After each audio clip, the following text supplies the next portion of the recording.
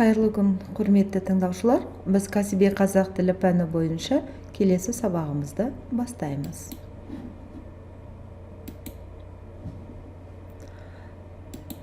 Табиғаттағы су айналымы. Бұл мәтінде судың өзіндік ғажайып құбылысы, судың үш түрлі күйі, оның адамзаттың ағзасындағы қанша мөлшерде болатындығы, ағза үшін пайдасы, жалпы күн сәулесінде әсері және де оның өсімдіктердің, ауаны, жалпы адамзаттың тіршілік үшін қаншалықты маңызды қасиеті бар екендігі жайында айтылған. Мәтінді оқып танысамыз, одан соң мәтін бойынша жұмыс жасаймыз. Бірінші тапсырма. Мәтінді оқыңыз, табиғаттағы су айналымына түсінік беріңіз. Сызбасын сызыңыз. Мұнда мәтінге қарап, біз ең алдымен күн сәулесі, яғни тынымсыз айналыста жүретіндігі, яғни суға әсер еткен күн сәулесінің нәтижесінде судың түрлі күйлері. Мәселен, оның судың буға айналуы, будың қайта суға айналуы, қатқан кезде оның мұзға айналу қасиеттері жайында оның схемасын түзуіміз қажет. Екінші тапсырма. Бейне жазбамен танысып, судың қасиеті жайында әңгімелеңіз. Бейне жазбаны тыңдай отырып, төмендегі қысқа мәтіндегі бос орындарды сәйкесінше ақпаратпен толықтырамыз. Бейне жазбаны тыңдайық. Ал қазір судың емдік қасиеті туралы көріп біліңіздер.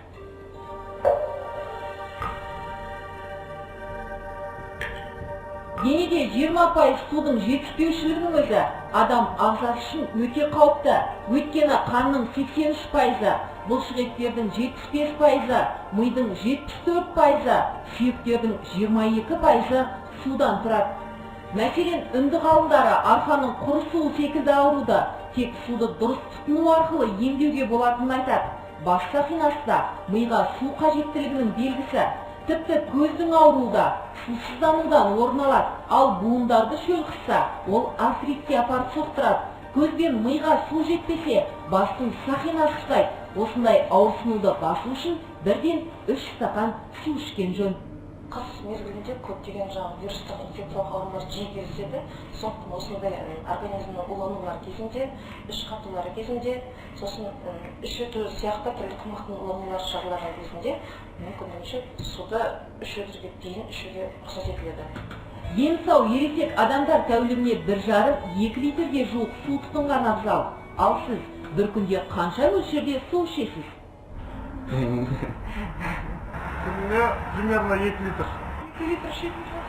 Көп суға болмайды, себебі бәрі жұмысқа байланысты 1 литрді ішсем деп ойлаймын. Суды көп ішпейді, негізі бірақ көп ішуім керек, білем. Суды тым көп пайдалануда кей жағдайда ағзаға кері әсерін тигізуі мүмкін. Қан қысымы жоғары, бүйрек зәр шығару жүйесінің ауыртпалықтары бар, немесе қандай сырқаттары бар кісілерге мүмкіндігінше осы суды 1 литрге дейін қабылдауға рұқсат етіледі. Сонымен дене температурасын тұрақтандыратын, тері жасушаларын ылғалдандырып әр беретін, ас қорытуды жақсартып, мидың қалыпты жұмыс істеуін қамтамасыз ететін суды көбірек пайдаланған абзал. Тек барынша жылы су ішіңіз, өйткені мұздай су миға қан жеткізу үдерісін қиындатуы мүмкін.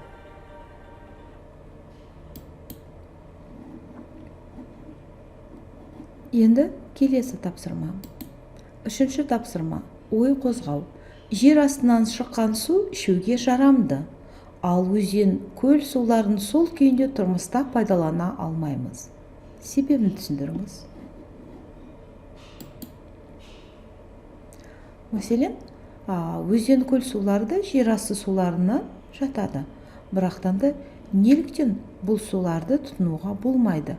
Бұл мәліметті толтыру арқылы дұрыс жауапты айқындауға мүмкіндік береді. Төртінші тапсырма. Ақпаратқа түсінік беріңіз.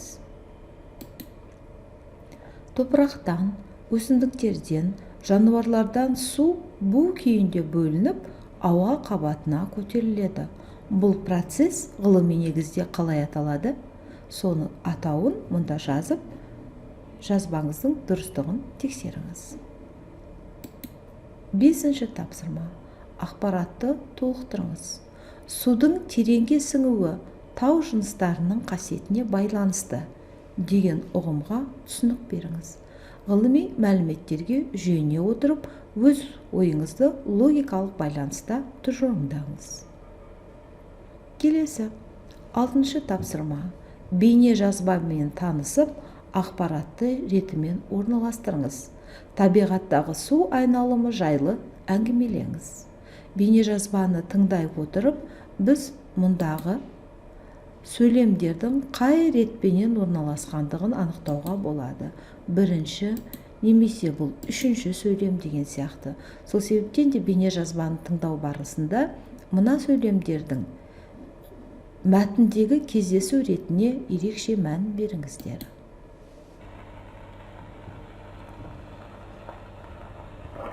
Что может произойти, если о чайнике никто не вспомнит? Вся вода выкипит. А куда денется? Испарится. Вещества в природе не исчезают, они только изменяют свое состояние. Одно из таких явлений – круговорот воды в природе.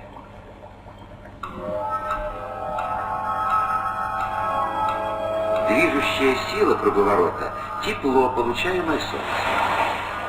Это солнце заставляет извечно путешествовать воду. А вода в природе повсюду. В реках, озерах, морях и океанах. Капельки росы на траве – вода. Легкие облака над головой – тоже вода.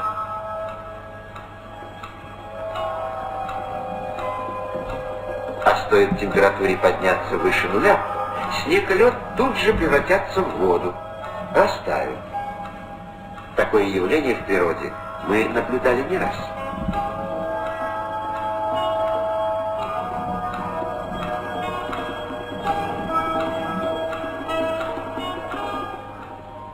Но только с помощью кино можно увидеть, как вода испаряется из почвы, и из жидкого состояния переходит в газообразное. Это водяной пар. Он поднимается вверх. Вы знаете, чем выше, дальше от поверхности Земли, тем холоднее. Здесь температура воздуха значительно ниже нуля. Из мельчайших частичек пара образуются снежинки.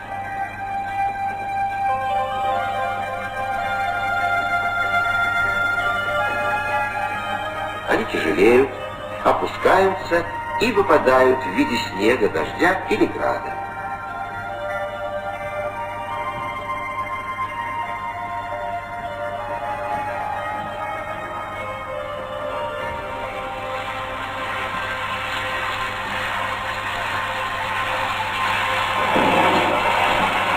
Часть воды просочится сквозь почву, дойдет до водоупорного слоя, до глины, а потом снова может выйти на поверхность, уже в виде родника. Возникает ручеек. Ручьи сливаются друг с другом, становятся полноводными реками. Реки несут прозрачную воду ручьев в озера, моря, океаны. Вот почему так важно бережно относиться к воде, сохранять ее чистоту. Совершая свой извечный круговорот, вода снова возвращается к нам.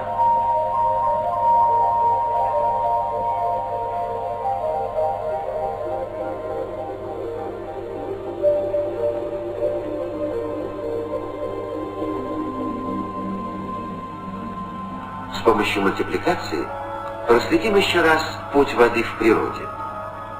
Обратите внимание, вода испаряется из поверхности водоема и с поверхности суши. Образуются тучи. Ветер погнал тучи прочь. И дождь выпал далеко от того места, откуда в виде частичек пара отправилась в путешествие вода. вот она снова оказалась под землей. А потом на поверхности, но совсем в другом месте. Путешествие продолжается. Вода снова превращается в пар, и все повторяется заново. Он снова поднимается к облакам. Это вечное движение и называют круговоротом воды в природе. Мәтін тыңдап болсаңыздар, ұяшықтардағы ақпараттарды сәйкестендіріп ретімен қойып шығыңыздар. Одан сөз сіздің белгілеген жауаптарыңыздың дұрыстығын тексеріңіз. Сабақ барысында игерілген мәліметтерді қаншалықты деңгейде меңгергендігіміз жөнінде біз тест тапсырмасын тапсырып шығайық.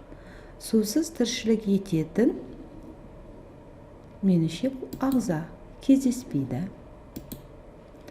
Дәл осылай ары қарай жауап беріп, өз білім деңгейіңізді бағалаңыз.